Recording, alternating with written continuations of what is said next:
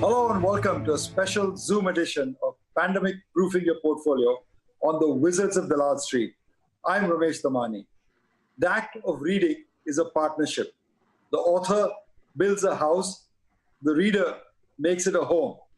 My two guests have also built a very unique partnership in the financial services industry. They are stewards of a billion-dollar company, Motilal Oswal Financial Services, and under its aegis, they run billions of dollars for their customers in the asset management business. They are former roommates, share the same hostel, partners, friends, and today the principals at Motilal Oswal Financial.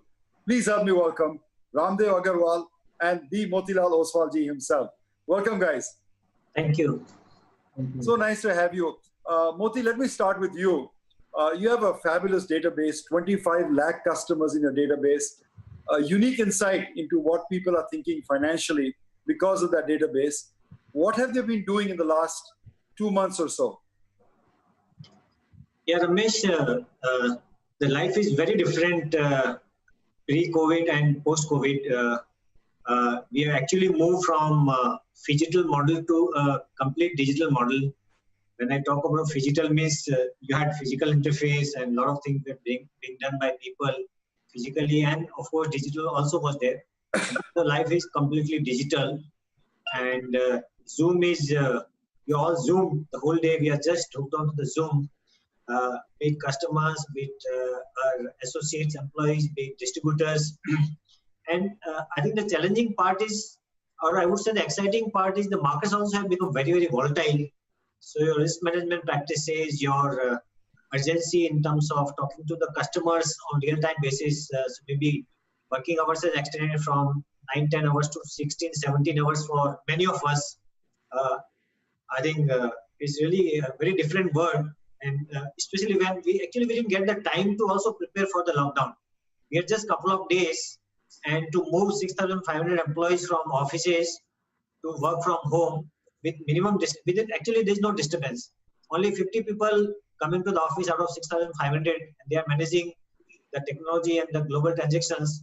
So rest all is digital, and I would say that we have gone through fantastic learning curve. It is. I agree with that, Motilalji, but my question to you is, what have your clients been doing? Have they been buying, selling, panicking? How have they been behaving in the last 2 months? Yeah, we have gone through panic mode, and then slowly, smart people are also buying. The number of transactions actually are all-time high. On few days, we have hit about 1 million transactions a day on broking side. So I think you can see all sides of the market. You've seen the markets going through multiple limit downs, circuit filters. You've seen the market ups. So I think all kind of experiences we had in last 2 months. Okay, Raamdeo, let me ask you the same question. Your guru Warren Buffett said that when others are fearful, you should be greedy, and when they're greedy, you should be fearful. What do you think investors in India are at this moment? Are they fearful? Are they greedy? Are they somewhere in between? They're not fearful for sure, because whatever data is there, I don't see the panic exists in the marketplace. And more and more I talk to the people.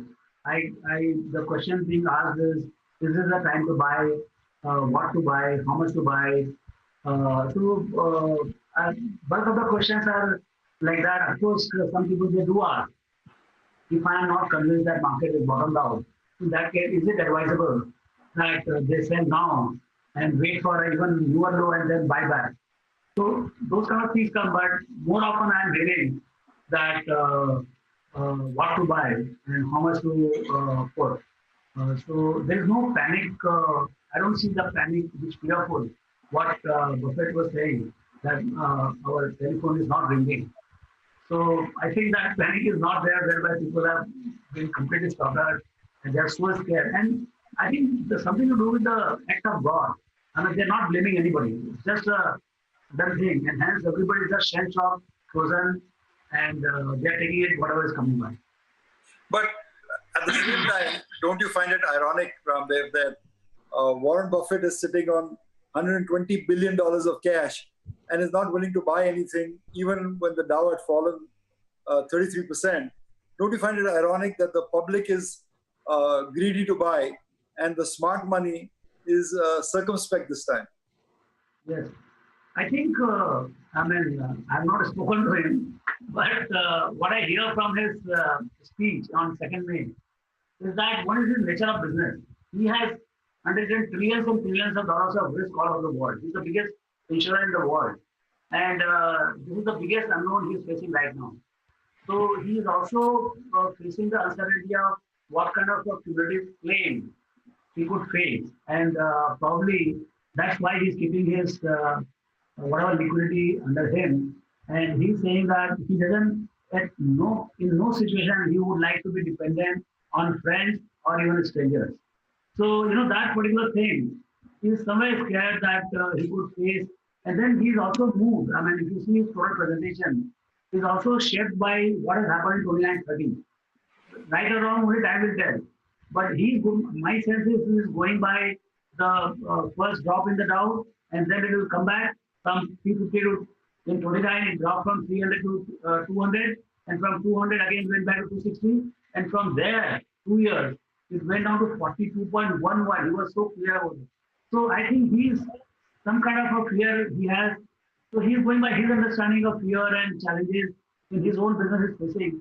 So much so that I believe last time he bought his own shares at 25-30% higher price, and he's not willing to put out any buy order right now for his own shares. Forget about anything else. So I think he's being very, very cautious at this juncture. But so Raamdeo, let me ask you a tough question. Yes. Your guru, my guru, our guru has $120 billion of cash, and he's not willing to put it in the market, and yet you are here fully invested in your portfolio. Does that make you nervous? No, see, his mandate is different. My mandate is different. He has proprietary money. He has started from zero, come to $500 billion. We have just about started, and we have public money, and this money is clearly benchmarked against indices. So we have to do things which are managed as per your own philosophy. So my own philosophy is somewhat, learned from him only, but I actually practice don't time the market, so I don't time the market. I clearly don't time the market, and I'm lucky that I have not timed the market, because you can see how unpredictable is the market right now. So absolutely, yeah. So I have been blessed because of this, that I have not done anything funny. I have remained 100% invested. And let me tell you, right from 1987, I opened the door. I have always remained 100% invested, even before meeting Buffett. So we have been voraciously buying stocks anytime I have money. So I think that is keeping in good shape. And that's the mandate I believe that's the mandate we have told the clients. We never time the market. So they expect us to broadly buy 90-95% of the portfolio should be invested. Just that we are trying to clean up the portfolio if there is any mistake in the portfolio. Clean it, make it a high quality. But Motilal, let me get back to you. You run the business side of Motilal Oswal. Costs have become very important for running a business, because a lot of businesses are facing revenue shortfalls, right? Now, last year you spent, I think, 27 crores in travel and 20 crores in communication. Do you think the buckets will change this year? I think travel will go down and communications will go up. Yeah, of course, because there is no travel and communication. Of course, your data cost will go up slightly, but I think you need to spend a lot of time, a lot of money actually, maybe on digital advertising. So market will keep on giving you opportunities where to shift your resources from where to where, because the overall business, I would say, is booming. Most of the businesses actually are booming, except maybe investment banking business, which is much more human to human on corporate kind of activities when they are large. So business is booming, and the customers actually activation has become very, very large. Fortunately, global markets also are doing well here, thanks to digital and technological kind of advancement. The activities are much, much higher. So I think we keep on tweaking our priorities from time to time based on the situation. And in fact, the travel time going drastically. One is the local commuting time, and second thing is your traveling time from one city to another. Actually has saved a huge amount of bandwidth and energy of the people, which is actually being utilized productively in terms of talking to the customers, doing webinars, by having thousands of people online, talking to your employees, which you never used to talk. So in that sense, productivity actually has gone up drastically. Right. Raamdeo, I talked about cutting travel costs and improving communication costs. But for a fund manager, there's a lesson in that. The death of distance, geography has become history. Call it what you may. Where are you seeing the opportunities from what has been the fallout of this CV-19 crisis? Yeah. So, it reminds me of a small story which happened just recently when I was in Hampi Valley, Lonavala. There in that golf course, there is a mango tree. And all the mangoes were there, but I was not able to pluck it. And one fine morning, I saw that all the mangoes are lying on the ground because there was a storm previous evening. All the mangoes were down there and I could collect it and take it home. So what I'm saying is that every storm has its opportunities. And definitely there are mangoes in every after this kind of challenges. And this time I see that what Modi talked about, the reallocation of resources in terms of death of distances. One of the things is it could be a death of meeting rooms. Particularly corporate meeting rooms, like we have battery of meeting rooms in our 8th floor, 25, 30 meeting rooms. I don't know what kind of guests we are going to get there. Everybody is going to be moving in from all over the world. So my sense is that there could be a death of meeting rooms, but the number of meetings will explode. Anything which goes digital, it just exponentially goes through. Look at the photography. I mean, earlier when it was physical, how many photographs we used to take? And today, I think everybody takes millions of photographs. So I think meeting and the intensity of the meeting and productivity of the meeting will go up big time. I mean, today when you say 1 hour Zoom meeting, I think you actually do 55, 57 minutes of effective talking. But when it comes to physical meetings, you come in, you settle down, you offer tea, gossiping. I think the productivity is much, much lower and travel time also. So I think one of the things is that there could be a massive corporate productivity gain of the very high-end people, those who are flying out from one place to other just to do a meeting. It is a second meeting, third meeting. I think that's where productivity gains will happen. And of course, that will require a massive bandwidth revolution. I mean, we have just seen the beginning of it. Schools are happening on the bandwidth from home. And now meetings are happening from home or any desk. So I don't know what all will happen from that desk, but it will require a lot of digital infrastructure, much better digital infrastructure, and much more bandwidth. So, Raamdeo, would you say that investors should be long telecom and short commercial real estate, short hotels maybe? I don't know about short part of it. I'm not good at understanding that aspect of it because, but I think the long telecom looks to be forward consistent. I mean, it's a very, right now, because consolidation has happened, we are just left with barely 3 players, third player is struggling, and bandwidth revolution has come. And so I think in any case, pricing had to go up, but now we've got the volume also. So combination of volume explosion and I hope the price also comes in at some point of time. I think 2, 3 years, 4 years looks to be one industry at least out of this COVID will come out quite flying. And Raamdeo, given the fact that we only have 2.1 players left in the telecom market, they will now have pricing power, hence greater ARPUs, hence more profitability. Would that be a fair assumption to make? That's how we're thinking. I mean, but no, good thing is that there's no clear roadmap, and hence this uncertainty gives you time to buy. See, the moment things are absolutely laid out, 150, 200, 250, 300, like that, then analysts are very smart in creating the cash flow and what is the present value and everything. But that is not there right now. Only that directionally you are positive, but how much positive and when will it happen? That is still uncertain. So buy on rumors, there's a rumor that bandwidth prices are going to go up, volumes are going to go up. Whenever it happens, whenever 300 rupees reaches, whether it is 3 years or 4 years, I think you'll have your. But just for the record, an increase in ARPU, if it does happen, is hugely profitable because the marginal cost of telecom calls don't increase. So that would be hugely profitable to the existing players. Yeah. Yeah, so that's how what happens is when you have two players working, actually whole lot of cost, which is the spectrum cost and all, the bargaining power of the government goes down. When there are 17 players vying for the limited number of spectrum, you can jack up the prices. So one of the major costs is the cost of spectrum. That can go down. Second is the customers don't have much choice. So the churn of the customers going from one to other has to go down. So the marketing spend, sales and marketing spend goes down. And generally it's a peaceful life for the telecom guys. So I think in all aspects it looks good. But I spoke to a few of them.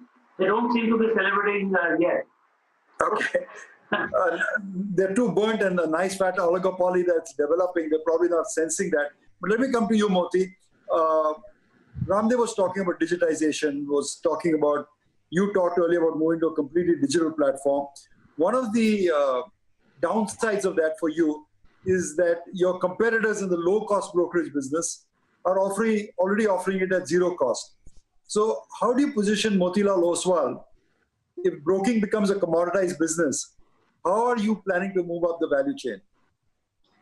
See, execution can become commoditized, and in fact, it has become commoditized because there's very less value the execution guys are adding in the process. But I think the value is in the advice and the quality of advice. Everybody can claim that we have the advice, but I think the quality of research, the quality of manpower, well-trained people, your own brand positioning, the product innovation, what you bring to the table. So I think in that sense, the broking market will have basically two components. One is the do-it-yourself guys who can go to the lowest cost guys, digital guys, and they can execute. But we see there's a tremendous amount of huge number of customers actually who want advice. Because when the markets globally, they are becoming much more complicated, they are becoming much more volatile. A huge number of new companies and new products are coming in. So end of the day, people want to talk to people.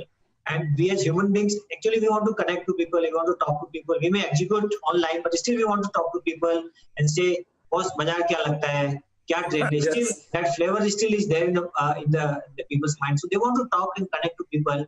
And still, we as a firm actually has provided both the platform. You got the best of the relationship managers and you got the best of the technologies.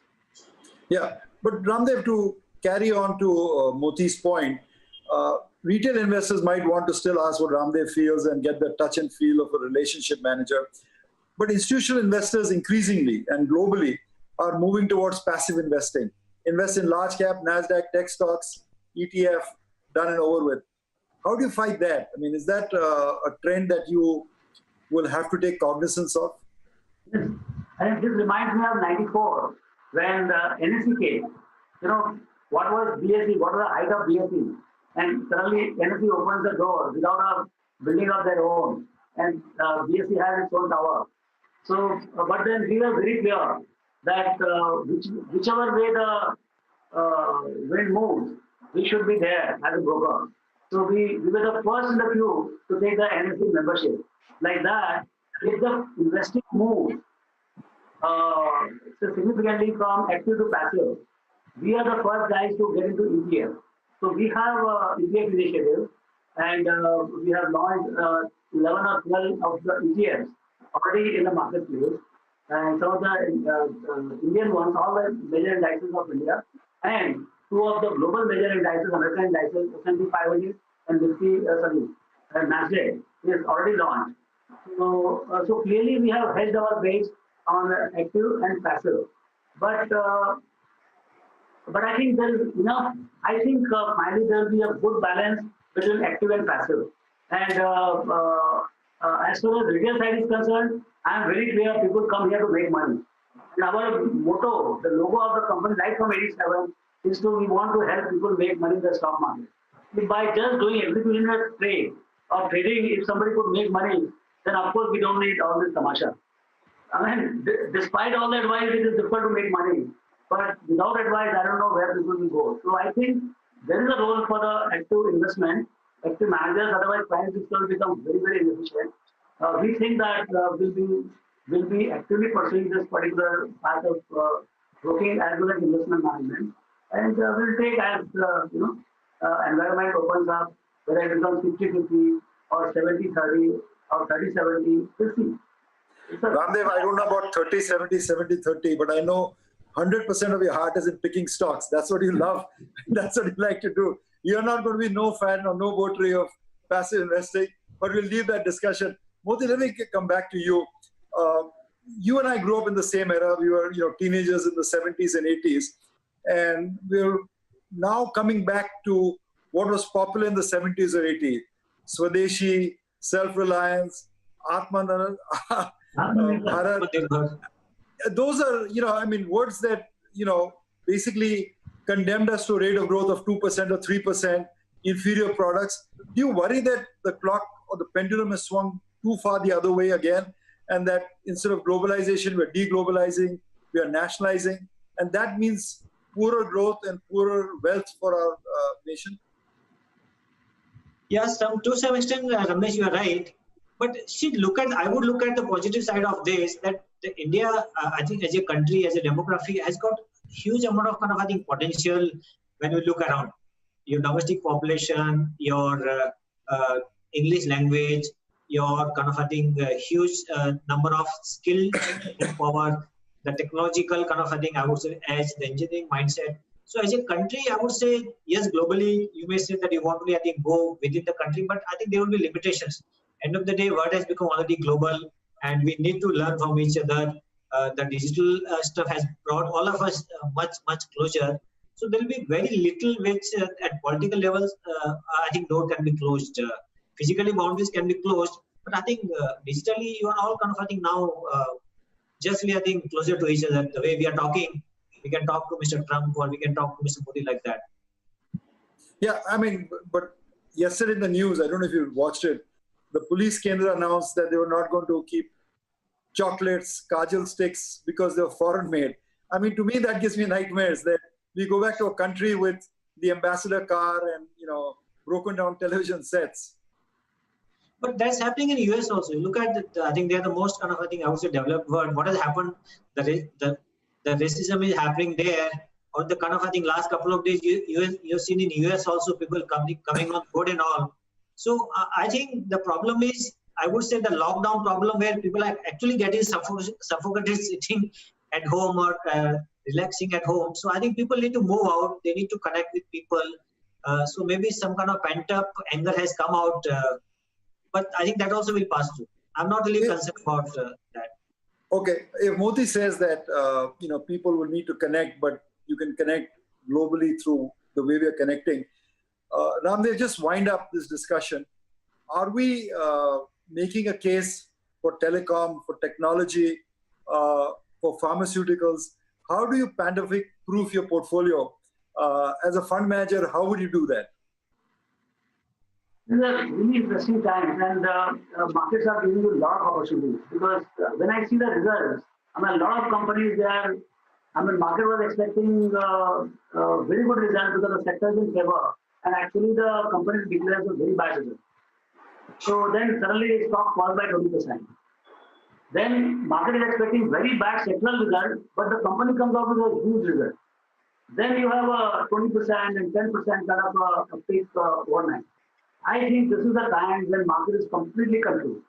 In the sense that in a lot of companies, so you have to become very company specific. Your research has to be very micro and go to the company, understand the story, because there are a lot of opportunities within these challenges. I would have not believed, somebody had told me 3 months back or 2 months back, there is going to be a complete lockdown. I would have thought that Motilal Oswal itself, what will happen to Motilal Oswal, But as Moti said, we hit the all-time high trades. So this is that mango side.